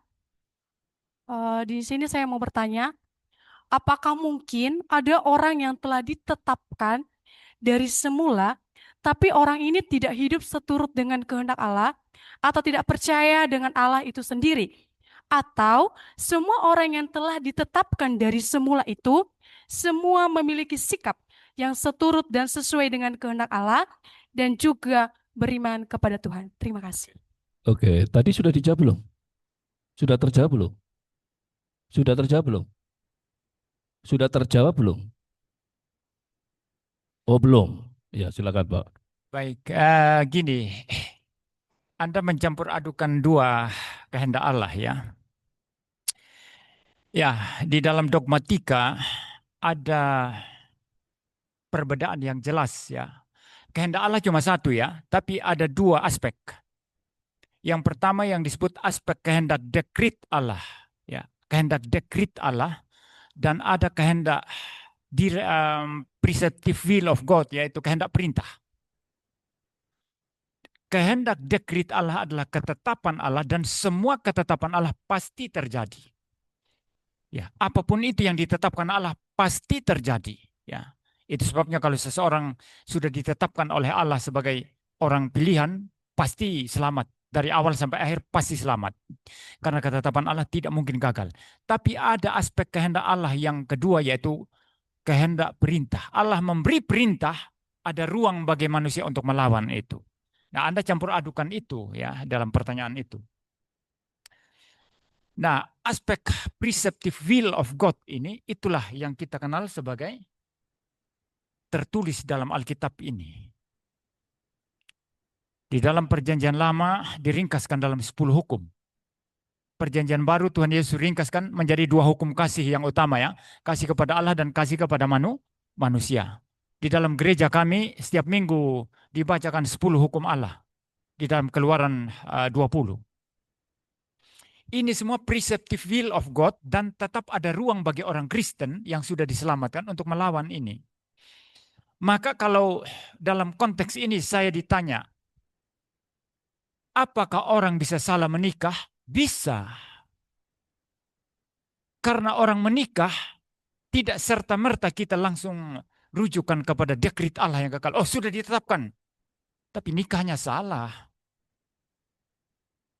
Karena masalah pernikahan itu masuk dalam preceptive will of God, kehendak perintah Tuhan. Maka nanti ada prinsip-prinsipnya di dalam perjanjian lama sudah ada itu kan. Ya. Seorang penolong yang sepadan itu artinya apa? Sepadan. Harus cocok dalam segala hal, imannya ya. Kalau fisik mungkin itu tidak terlalu penting ya. Boleh saja orang kulit hitam ya menikah dengan orang yang kulit putih, tidak masalah itu, no problem itu ya. Tapi paling tidak nanti culture-nya kan mesti cocok juga kan. Kalau culture-nya tidak cocok nanti itu ribut terus, ini bahaya kan. Betul ya? Ya. Jadi iman dan semuanya harus cocok, penolong yang sepadan ya. Sehingga mereka bersatu sedemikian rupa kan begitu. Ini masuk dalam preceptive will of God. Maka ketika seorang bergumul untuk cari pasangan, harus bergumul baik-baik. Patokannya, oh karena dia cantik, katanya tadi karena dia cantik. Ya kadang-kadang menikah karena cantik itu ada bahayanya itu. Ya, betul ya? Ya. Jadi kalau begitu, apa sudah ditetapkan Allah? Ketika seseorang, ini saya jelaskan begini. Keduanya tetap ada hubungannya. Ini ilustrasi mengenai orang yang menikah ya. Ketika seseorang menikah salah, ya seorang menikah salah, dia tidak memenuhi preceptive will of God. Dia melawan kehendak perintah Tuhan. Tapi di dalam dekrit Allah, karena tidak ada ketetapan Allah yang terjadi di luar kehendak Allah, maksudnya tidak ada yang terjadi di luar ketetapan Allah atau kehendak Allah, dia menikah sama orang yang salah pun itu sudah masuk dalam dekrit Allah. Ya.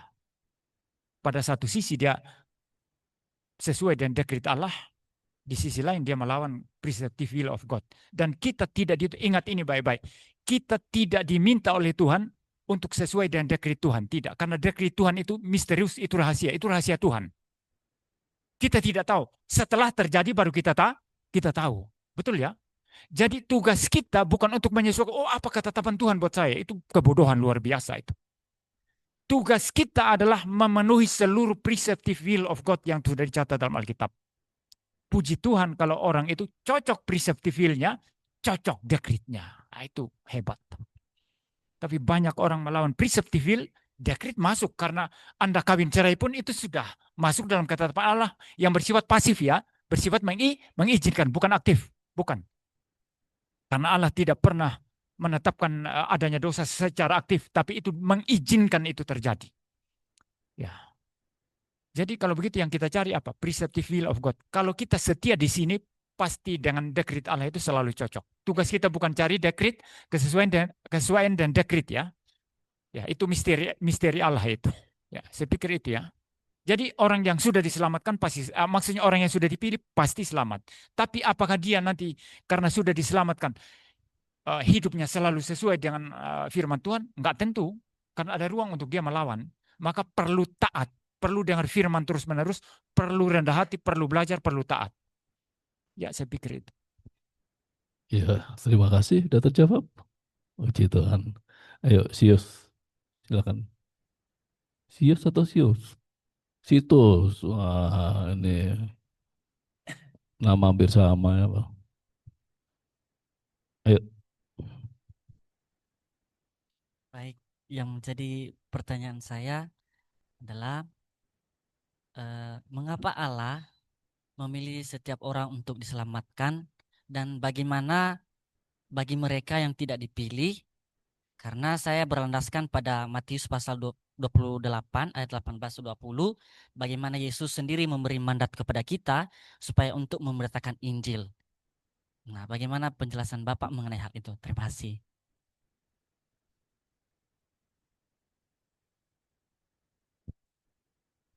Ya, silakan Pak.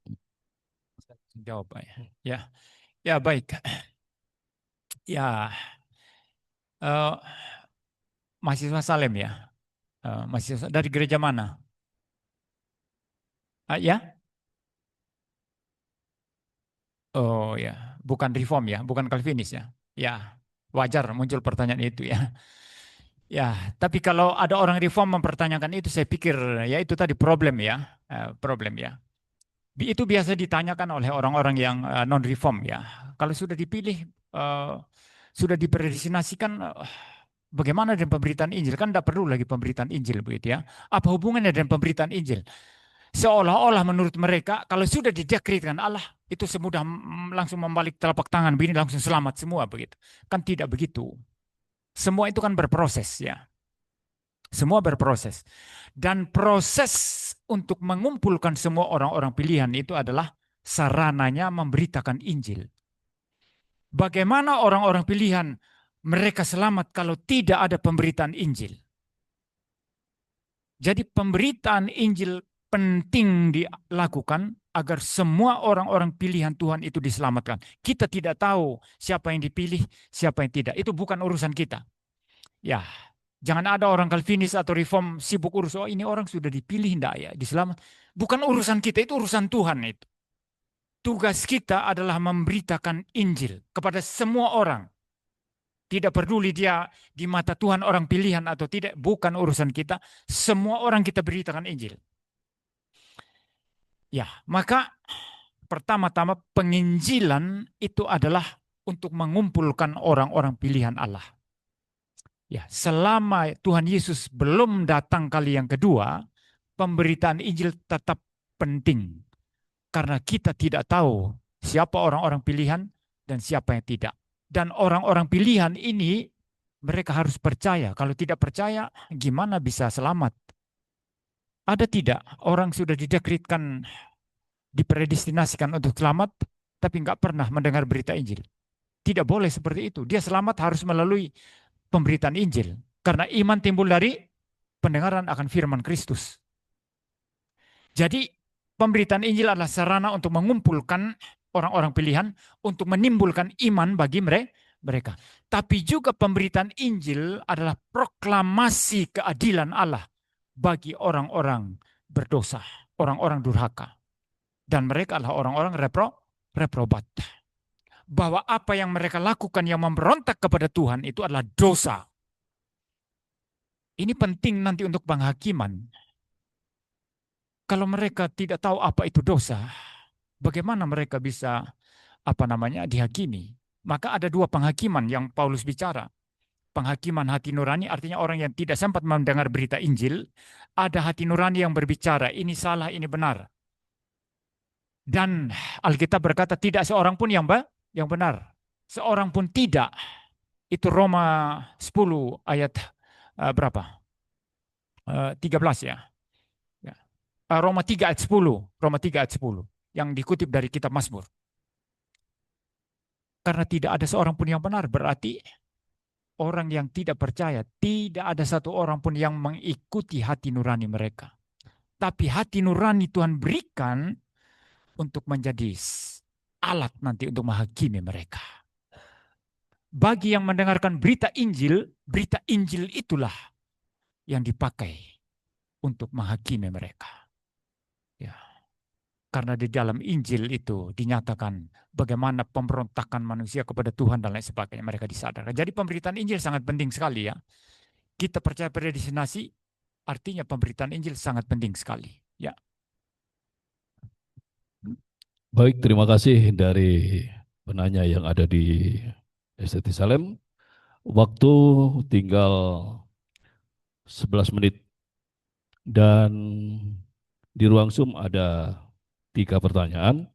Rupanya pertanyaan yang kedua, 2 pertanyaan ini mungkin cukup simpel ya. Tapi pertanyaan yang pertama ini yang cukup bisa direspon lebih dulu. Nanti yang 2 pertanyaan ini mungkin bisa dijawab dengan dibalas dengan WA nantinya. Oke. Ya, pertanyaan pertama yaitu apakah gereja Elos menganut doktrin sinergik tentang keselamatan itu? Apakah gereja Eleos katanya ya? Saya kira tahu ya. Ya? Saya kira tahu ya, karena pernah di Salem. Sinergik. Pertanyaannya tadi apakah gereja Eleos menganut sinergistik katanya gitu? Apa? Doktrin sinergis. Oh, gitu. Sebentar Pak. Oh begitu ya. Harusnya ini dari pihak gereja Eleos ya. Tapi begini, saya pikir saya tetap bisa jawab karena begini. Pendiri gereja Eleos kan saya tahu, itu guru saya dulu kan. Walaupun hanya mengajar di tempat kami hanya 1 tahun ya. Tapi mengajar dogmatika 2 semester ya. Dan juga saya sering mengikuti Bible study di gereja Eleos waktu itu dan saya pikir saya cukup tahu posisi pendirinya ya. Jadi begini. Pendeta Hananiel itu adalah seorang Calvinis yang sangat keras sekali ya. Kalau berbicara predestinasi, saya pikir sangat-sangat keras dan tidak mungkin dari pendeta Hananiel yang mendirikan Eleos ya dan juga STT Salem ini menganut doktrin sinergistik. Artinya sinergistik. Sinergistik ya. Sinergistik dari awal sampai akhir sebagaimana saya jelaskan tadi ya. Ya, semua orang Calvinis, semua orang Reform itu pasti monergistik di awal, itu pasti. Keselamatan itu awal mulanya pekerjaan Tuhan, bukan usaha manusia. Respons manusia sama sekali tidak ada. Tapi setelah iman muncul, di situ baru ada mulai respons. Paham ya? Jadi ketika Roh Kudus masuk dalam kehidupan kita, sebelum kita percaya, memberikan benih hidup rohani dan memperdengarkan berita Injil itu murni pekerjaan Roh Kudus. Setelah itu timbul iman. Nah, di dalam iman itu baru kita bicara respons. Saya katakan tadi ada aspek pengetahuan. Kita tahu sekarang, oh ternyata juru selamat saya Tuhan Yesus. Ternyata saya orang berdosa. Ternyata saya butuh keselamatan. Lalu ada persetujuan emosi kita. juga ada kemauan kita untuk berkata, Tuhan saya percaya kepada Engkau, ampuni dosa-dosa saya. Itu aspek-aspek daripada iman, beriman. Nah, itu baru ada respons. Tapi sebelum itu tidak ada respons, itu murni monergistik.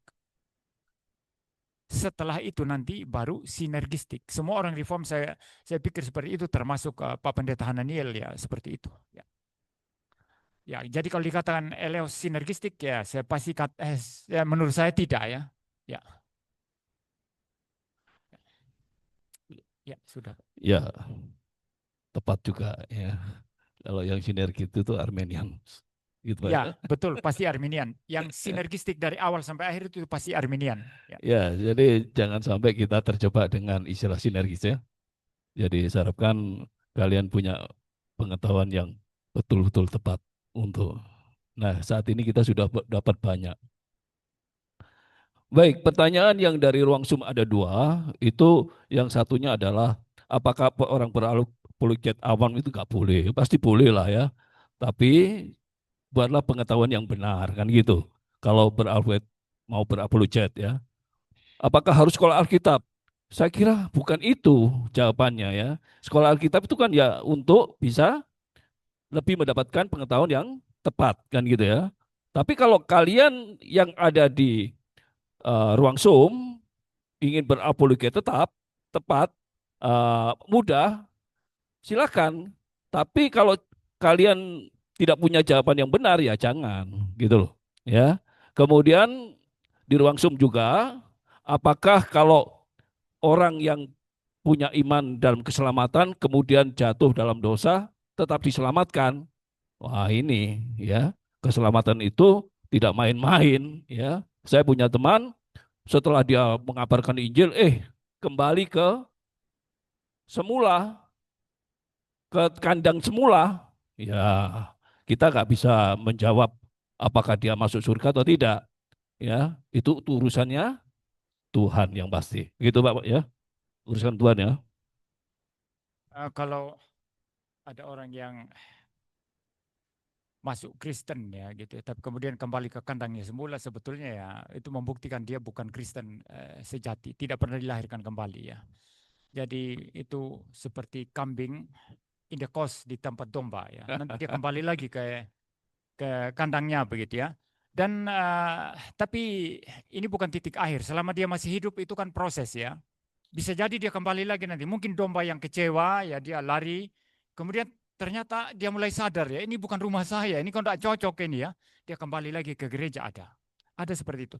Ada satu cerita kok, jemaat satu gereja di Malang ini, gereja Protestan yang kuno ya, yang besar di Malang. Dia menikah dengan pihak sebelah. Dia ini seorang ibu menikah dengan pihak sebelah. Dia ikut agama suaminya. Setelah lama di situ menjadi sama dengan suaminya, akhirnya kemudian suatu saat dia sakit sangat keras dan tidak bisa bangun dari tempat tidurnya. Waktu dia sakit itulah, dia entah bermimpi atau tidak katanya, seperti ada orang yang sangat besar sekali, yang punya kuasa besar sekali, dia merasa diangkat, lalu dibawa dilempar ke gereja. Entah gereja apa, dia dilempar ke gereja. Lalu dia sadar. Sebetulnya dia tidak bisa ngomong, sudah nggak bisa ngomong. Setelah dia sadar, tiba-tiba dia bisa ngomong. Dan dia bilang kepada suaminya, Mas, saya mau kembali ke gereja, saya mau jadi orang Kristen. Akhirnya dia kembali ke gereja. Seperti itu. Jadi, walaupun kalau ada orang ya mungkin seperti keluar, ya kalau memang dia Kristen sejati akan kembali. Tapi kalau dia keluar dan tidak kembali, itu artinya dia memang ya kambing yang idekos di domba ya, di tempat domba ya. Iya, ada yang kos di sini. Kalau ada yang kos cepat pulang aja. Oke, terima kasih Bapak Pendeta Muriwali yang sudah menyampaikan paparan dalam seminar ini, dan saya harap menjadi manfaat bagi jemaat maupun bagi mahasiswa Salem yang mungkin yang merasa kos supaya cepat ya, mempunyai rumah sendiri. Terima kasih akan pemaparannya dan Tuhan memberkati Bapak Pendeta Muriwali dan keluarga. Silakan aplaus. Terima kasih.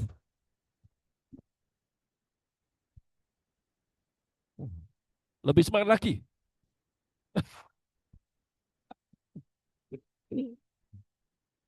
Ya, terima kasih atas partisipasinya baik yang ada di ruang Zoom maupun yang ada di SD Salem. Tuhan memberkati kita semua. Saya kembalikan kepada yang memimpin. Terima kasih. Mari Pak Muriali.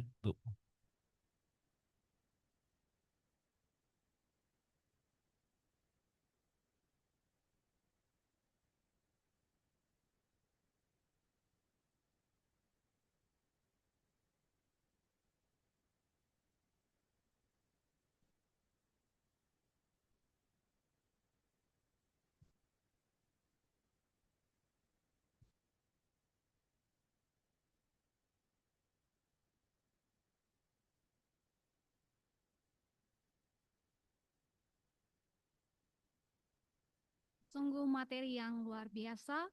Biarlah apa yang sudah kita dengarkan pada malam hari ini membuat iman kita bertumbuh, membuat iman kita semakin dikuatkan, sehingga kita berani memperkatakan kebenaran ini kepada dunia, supaya nama Tuhan dipermuliakan.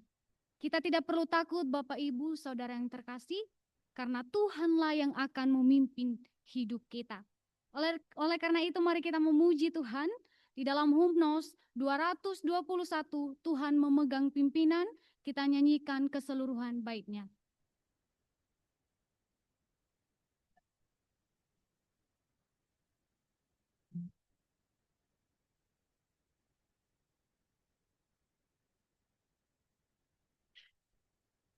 Tuhan memegang pimpinan dalam perbuatan tahunku.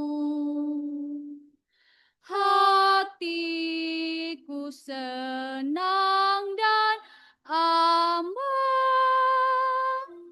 Tuhan memimpin hidup. Tuhan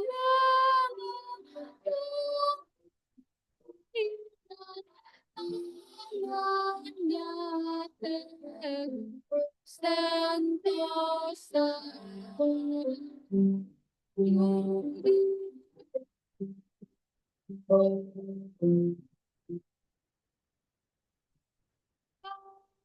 Memimpin hambanya. Bait kedua. Peganglah tanganku erat, betapa keadaanku. Aku pun percaya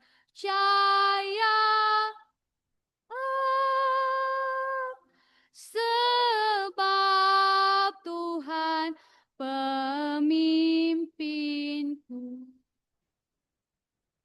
Tuhan memegang pimpinan, tangannya teguh sentosa. Ku diberi penuh iman, Tuhan memimpin hambanya. Untuk doa penutup dan doa berkat saya persilakan kepada Pendeta Muriwali.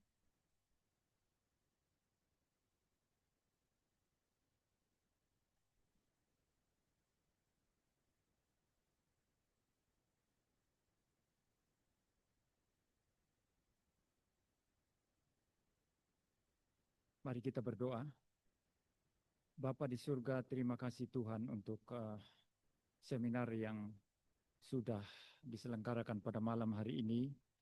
Kiranya Tuhan memimpin kami masing-masing, baik hamba-Mu dan semua saudara-saudara yang sudah mengikuti seminar, baik jemaat gereja Eleos maupun dosen dan mahasiswa STT Salem. Kiranya Tuhan memimpin kami semua agar kami menjadi orang-orang Kristen yang bertanggung jawab dalam kehidupan kami.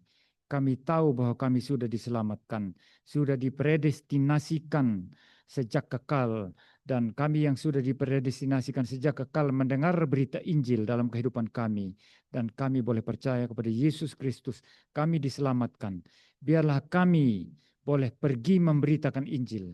Biarlah kami boleh bersemangat di dalam segala sesuatu, di dalam setiap tugas dan tanggung jawab yang Tuhan bebankan, Tuhan berikan kepada kami selama kami hidup di dunia ini. Biarlah doktrin yang kami pegang, yang sesuai dengan Alkitab, bahwa kami mempunyai keselamatan yang pasti. Sekali selamat, tetap selamat di dalam tangan Allah Tritunggal, menyebabkan kami menjadi orang Kristen yang bergairah, orang Kristen yang bersemangat, orang Kristen yang pergi kemana-mana, memberitakan Injil, mengajarkan firman Tuhan, menyebarkan kebaikan-kebaikan, etika moral Kristen yang sejati. Biarlah kami menjadi garam dan terang di dunia ini. Terima kasih Tuhan, jangan jadikan kami orang Calvinis atau orang Reform yang tidur, orang Calvinis atau orang Reform yang tidak mempunyai semangat, tetapi Tuhan kiranya menggerakkan kami, memberikan kepada kami semangat, sehingga kami menjadi orang Kristen yang berbuah di dalam kehidupan kami. Terima kasih Tuhan, akhirnya kami akan berpisah. Kiranya Tuhan menolong kami masing-masing, Tuhan memberkati kami masing-masing di dalam pergumulan kami, di dalam pelayanan kami, di dalam pekerjaan kami masing-masing. Kiranya Tuhan pimpin, kiranya Tuhan memberkati. Dalam nama Tuhan Yesus Kristus kami berdoa. Amin.